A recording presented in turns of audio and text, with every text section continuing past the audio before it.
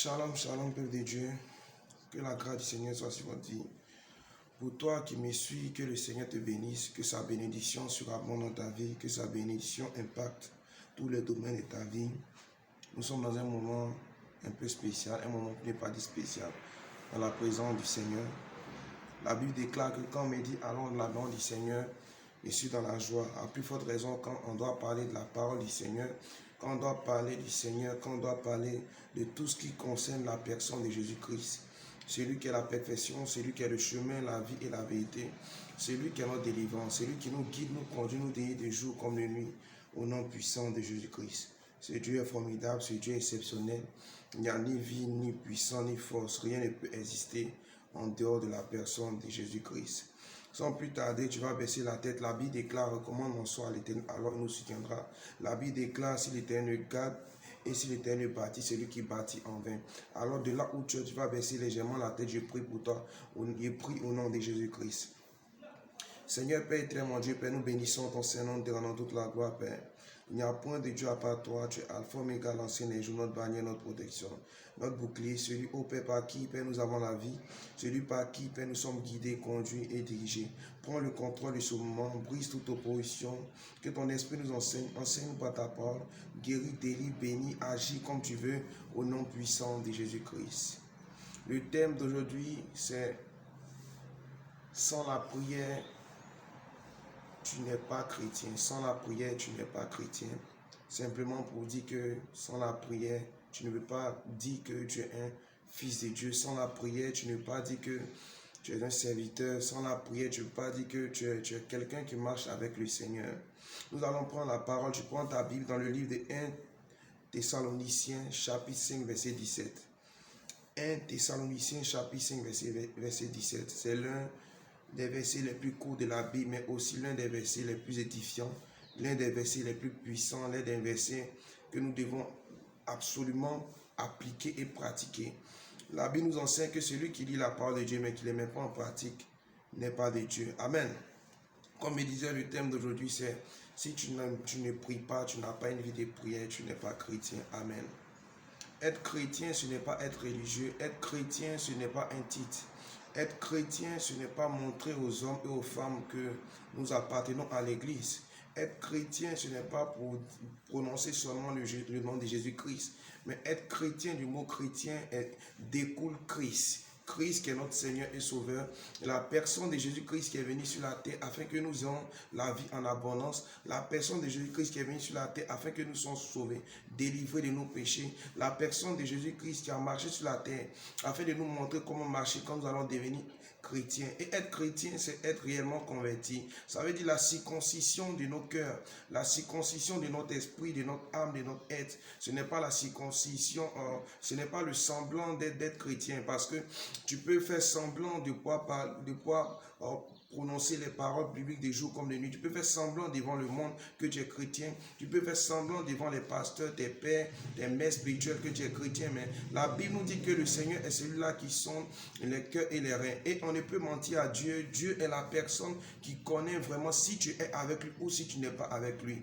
La parole nous dit encore que au dernier temps, quand le Seigneur viendra, beaucoup diront j'ai prophétisé. J'ai chanté, j'ai modéré, j'ai prêché, mais il dira quoi? Arrière de moi, je ne vous connais pas. Donc la véritable conversion, la véritable appartenance à la personne de Jésus-Christ, la véritable appartenance au titre de chrétien, c'est d'être réellement converti dans son cœur, son âme, son esprit. Il faut que Christ ait la première place dans ton cœur, Christ ait la première place dans ta vie, Christ soit la priorité dans ta vie. Je veux dire une personne pour toi qui essaie de faire semblant comme si tu es converti, pour toi qui essaie de faire semblant comme si tu es chrétien bien-aimé, tu te fais du mal à toi-même, tu te fais du mal rien que à toi-même, parce que le jugement individuel, le ciel individuel, l'enfer individuel, que tu sois marié, que tu aies des enfants, on ne va pas vous juger au même moment. Les péchés de tes enfants sont les péchés, les péchés de ta femme c'est son péché, le péché de ton mari c'est son péché, mais ton péché à toi sera jugé et sera mis sur la balance du jugement dernier. Comme il disait, pour toi le thème d'aujourd'hui, pour toi qui ne prie pas, tu n'es pas chrétien. La prière est une base. La prière est primordiale pour qu'on puisse dire que tu es un chrétien, tu es un fils de Dieu. Ceux qui sont des enfants de Dieu n'ont pas encore la maturité, mais dès l'instant que tu atteins la dimension du fils, le Seigneur a besoin des fils, le Seigneur a besoin des personnes matures, le Seigneur a besoin des personnes qui savent où ils vont, ce qu'ils veulent. La Bible déclare que Job était un homme intègre. Combien de chrétiens de nos jours sont intègres? Combien de chrétiens de nos jours fixent des heures de prière par jour? Combien de chrétiens ont une vie de sainteté, de jeûne? Beaucoup jeûnent même sans prier. Mais ce n'est pas un jeûne, c'est une grève de faim. Et le livre, dans la parole nous dit dans le livre de 1 Thessaloniciens chapitre 5 au verset 17, priez sans cesse. Priez sans cesse. De là où tu es là, tu me suis, répète avec moi, priez sans cesse. Répète encore, priez sans cesse. Nous allons convertir ça pour nous tous. Nous devons prier sans cesse. Amen.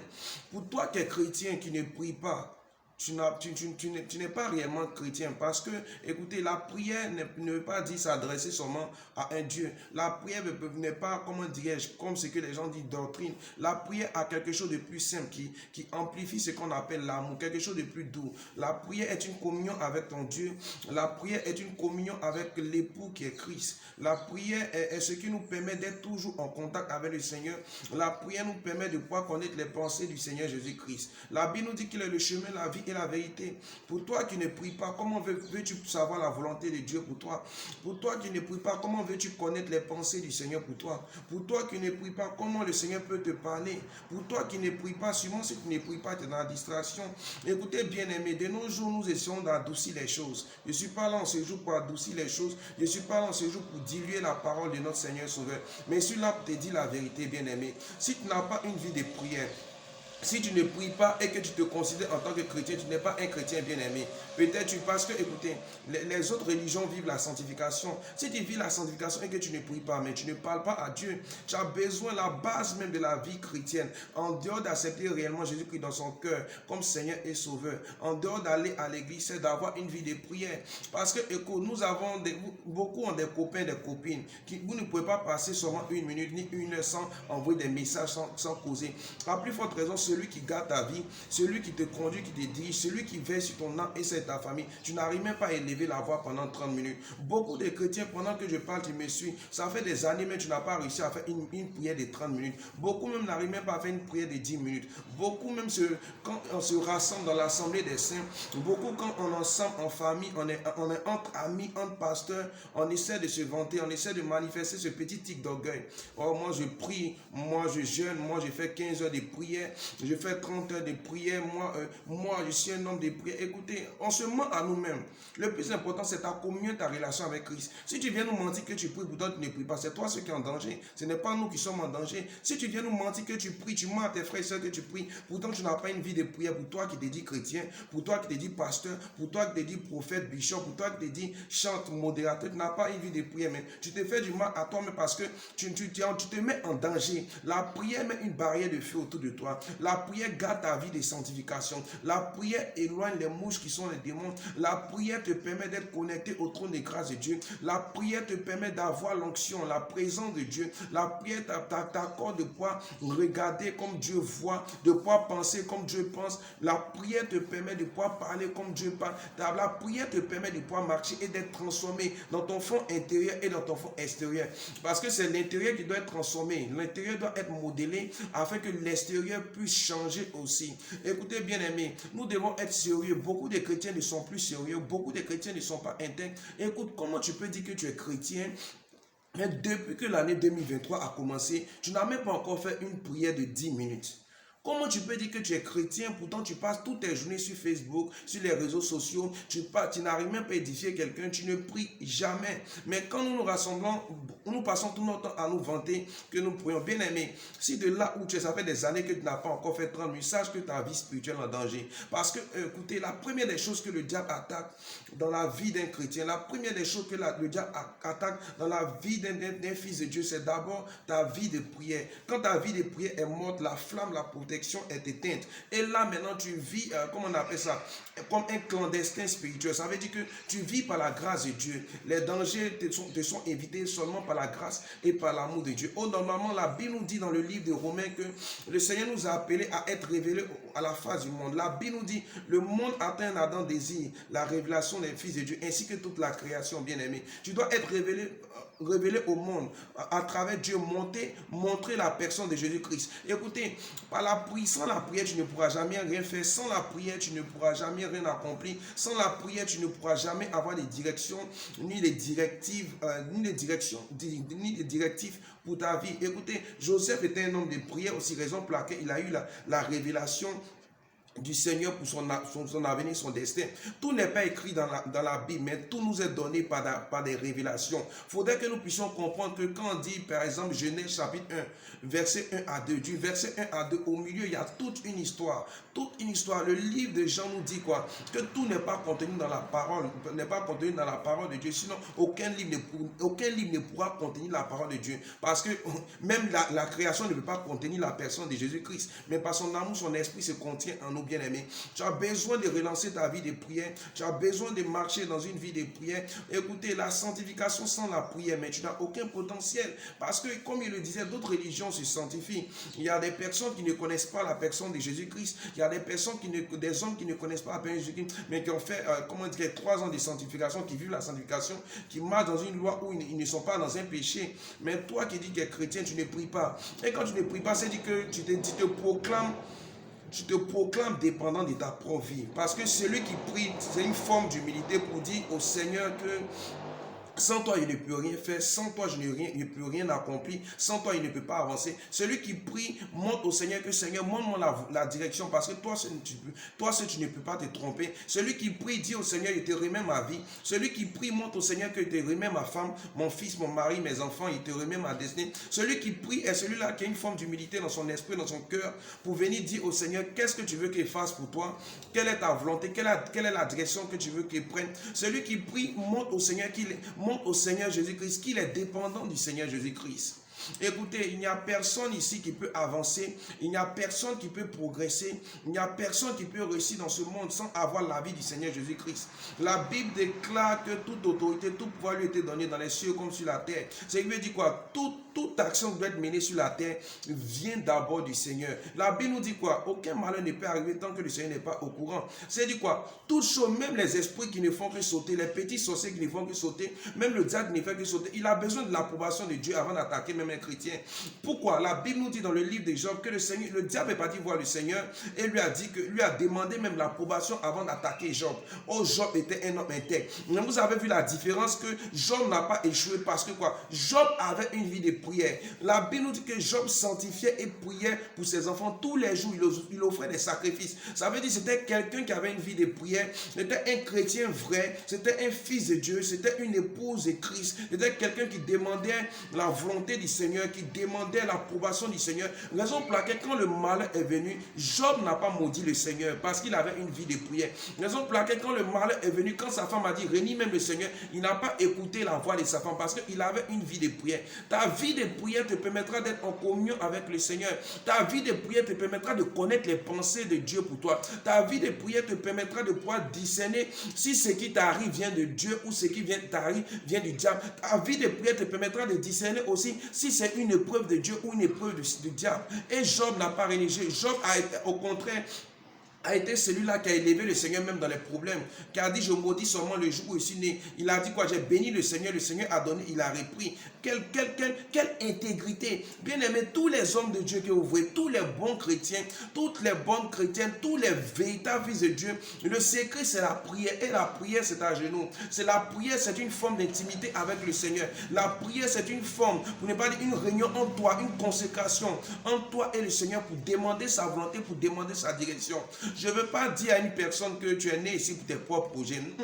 Nous sommes sur la terre pour accomplir la volonté et les desseins de la personne de Jésus-Christ. Nous sommes sur la terre pour accomplir la destinée que Dieu a mis dans notre vie. Nous ne sommes pas venus sur la terre pour nos propres biens. Nous ne sommes pas venus sur la terre pour nos propres désirs.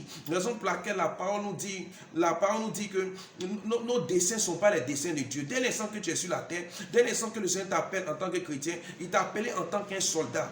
Il t'a appelé afin de pouvoir accomplir la mission pour laquelle il t'a appelé. Moïse a accompli sa mission dans la perfection. comment dirais-je, beaucoup de ceux que le Seigneur avait appelés ont accompli la mission. Même Joseph, tu vas me dire que Joseph avait une grande destinée, oui, gloire à Dieu, mais la destinée de Joseph était la mission de Dieu afin qu'il puisse sauver le peuple d'Israël et le faire sortir de la famine. Raison pour laquelle Joseph, par sa destinée, a tiré son père et toute sa famille pour les envoyer en Égypte afin d'être sauvés. Donc Dieu t'envoie sur la terre pour une mission précise. Et comment veux-tu savoir la mission pour laquelle Dieu t'a appelé si tu n'as pas une vie de prière, si tu ne parles pas au Seigneur? Tout simplement, la prière, c'est parler à Dieu. Et ici, dans le livre de 1 Thessaloniciens, chapitre 5, verset 10, on dit quoi? Priez sans cesse. Il n'y a pas un temps pour arrêter de prier. Il n'y a pas un temps fixe pour prier. Quand nous avons des problèmes, nous laissons la prière. Mais quand il y a la joie, la motivation intense, tu adores, tu loues le Seigneur comme jamais. Non. Dans la tristesse, il faut prier le Seigneur. On te met dehors, il faut prier le Seigneur. Tu n'as pas mangé, il faut prier le Seigneur. On t'a déçu, il faut prier le Seigneur. Les gens parlent mal de toi, il faut prier le Seigneur. On te calomnie, prie le Seigneur. Tu as seulement 1 euro en poche, prie le Seigneur. Tu ne vois pas devant, prie le Seigneur. Tu es malade, élève la voix. Même ton cœur peut élever les prières vers le Seigneur. La Bible déclare qu'ils sont les cœurs et les reins. Ce qui veut dire quoi? Que même le cœur a une voix. Donc même quelles que soient les circonstances, quelles que soient les situations de ta vie, tu dois élever ta voix vers le Seigneur. Tu dois avoir une vie de prière. Je ne suis pas là pour te condamner, même si la parole que je te dis est un peu crue, mais je suis là pour te dire la vérité. Si tu ne pries pas et que tu dis que tu es chrétien, tu n'es pas chrétien, tu es juste un spectateur.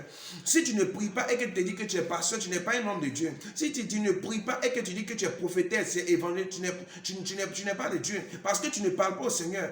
Comment celui qui t'a engagé, qui est Jésus-Christ, il t'a engagé en tant que chanteur, il t'a engagé en tant que modérateur, il t'a engagé en tant que prophète, en tant que pasteur, évangéliste, apôtre, mais tu ne lui parles pas. Au parler au Seigneur, c'est la prière. C'est-à-dire que tu n'es pas dans la société, tu n'es pas dans l'engagement, tu as quitté la main du Seigneur. Et toute personne qui n'a pas une vie de prière, il est facile pour toi que tu tombes dans le péché. Toute personne qui n'a pas une vie de prière, il est facile que tu puisses écouter la voix du diable. Toute personne qui n'a pas une vie de prière, il est facile pour toi de te dérouter du chemin de Dieu. Toute personne qui n'a pas une vie de prière est conduit par la chair.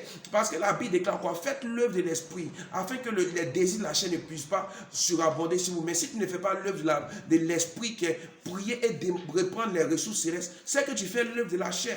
Tu as besoin de la prière. Nous avons besoin de la prière. Nos familles ont besoin de la prière. Le Seigneur dit quoi? Je cherche une personne. Il dit quoi encore? Qui enverrai-je? Comment veux-tu savoir si le Seigneur veut t'envoyer ou pas si tu n'as pas une vie de prière? La prière est importante. Beaucoup de chrétiens, beaucoup de personnes qui vont à l'église, c'est les dimanches seulement tu pries. Sinon, en dehors des dimanches, tu ne pries jamais à la maison. Beaucoup même sont là dans les jeûnes, mais ils ne prient pas dans les jeûnes. Mais tu fais une grève de faim. Beaucoup de chrétiens, ce qui est aussi malheureux, c'est que on se dit quoi? Quand on ne prie pas, quand on ne jeûne pas, quand on ne s'accroche pas au Seigneur Jésus-Christ, on fait du mal au pasteur, on fait du mal au prophète, on fait du mal au père ou à la messe spirituelle, on fait du mal à nos frères et sœurs. Bien aimé, c'est de l'inconscience. Le salut individuel, c'est de l'inconscience. Le salut individuel. Si tu ne pries pas, tu te fais du mal à toi. Si tu ne marches pas dans la sainteté, dans la pureté, tu ne cherches pas Dieu, tu te fais du mal à toi. Est-ce qu'il est écrit quelque part qu'on meurt ensemble? Est-ce que vous avez déjà vu, pour toi qui me suis déjà vu un cercueil de 2 places? Il n'y a pas de cercueil de 2 places. Nous ne sommes plus dans une période où nous allons diluer la parole de Dieu. Nous ne sommes plus dans une période où nous allons dire les choses pour faire plaisir aux gens. Nous sommes dans une période, dans les temps apocalyptiques, dans les temps de la fin, les temps où nous devons dire la vérité, les temps où nous devons ramener beaucoup de personnes vers le Seigneur, car les temps sont proches. Écoute bien aimé, tu ne pries pas, hein, et tu prétends être un fils de Dieu. Tu ne pries pas, mais tu prétends que tu marches de la sanctification. Tu ne pries pas, mais tu prétends le comble, ce qui me choque. Tu n'as pas une vie de prière, mais c'est toi qui as toujours les révélations de Dieu. Dieu m'a dit, je vois ça, mais c'est du mensonge. Je te dis que tu mens. C'est du mensonge. Comment quelqu'un qui n'a pas une vie de prière, mais c'est toi qui rêves toujours. Tu dis, Dieu t'a dit, mais tu mens. Tu ne fais même pas une prière de 1 heure par jour, mais c'est toi qui as toutes les révélations du monde. Je vois ça. Dieu m'a dit, mais attends, sois sérieux. Même si Dieu ne se répand pas des dons. Bien aimé, répandons-nous sincèrement. La Bible déclare qu'on ne connaît ni l'heure ni le jour où le Seigneur viendra, même pas les anges. C'est-à-dire, pendant qu'ils sont en train de défaire ce travail, faire l'œuvre de Dieu, te parler sincèrement, le Seigneur peut revenir. Mais qu'est-ce que tu diras au Seigneur? On dit même qu'il va châtier même ceux à qui il a fait des dons et qui n'ont pas pu mettre ça à son service. Tu as le don en toi, tu as les dons de Dieu en toi, mais comment tu peux les amplifier? Comment tu peux les aiguiser? C'est en priant, c'est en ayant une vie de prière que tu peux amplifier cela. Que Dieu te bénisse pour toi qui me suives, juste pour vous édifier. Soyons des chrétiens, pas des chrétiens du nom, mais soyons des chrétiens en esprit, en vérité. Des chrétiens qui prient. L'adoration vient commencer quand on prie. La connexion vient commencer quand on prie. La faveur, la grâce vient commencer quand on prie. La prière est l'âme du chrétien. La prière est ce qui définit que tu es un chrétien. La prière est ce qui peut te faire sortir de toutes choses. La prière est l'âme la plus puissante que tu ne peux imaginer. Tu as besoin de la prière. J'ai besoin de la prière. Nous avons besoin de la prière pour pouvoir avancer dans la volonté de Dieu, pour pouvoir connaître la direction de Dieu. De là où tu es, je prie pour toi au nom puissant de Jésus-Christ. Seigneur, je te prie pour toutes ces personnes qui ont perdu la vie de prière, pour toutes ces personnes qui n'arrivent plus à prier et le diable a plongé dans le péché, pour toutes ces personnes, ô Père, mon Dieu, qui ne savaient pas que pour un chrétien, tu as le droit de prier, pour un chrétien, tu as besoin d'avoir une vie de prière. Je prie, relève-la de là où ils sont tombés, réactive la flamme de la prière, réactive, ô Père, le zèle en eux, accorde-leur une vie de prière, déverse sur leur vie, Père, l'onction de la prière au nom puissant de Jésus-Christ. Béni soit ton Saint-Nom, sois élevé, sois exalté au nom puissant de Jésus-Christ. C'était un serviteur, pasteur Chris David, du ministère évangélique international La Gloire de Christ. Que Dieu vous bénisse et à la prochaine, pour une prochaine vidéo. Partage la vidéo afin de faire du bien à quelqu'un. Partage la vidéo. En partageant cette vidéo, tu travailles aussi pour le Seigneur parce que nous sommes tous une chaîne. Je prêche, tu partages et Dieu te bénira pour cela. Que Dieu te bénisse, que la grâce de Dieu soit sur ta vie et sur tous les membres de ta famille au nom puissant de Jésus-Christ. Amen.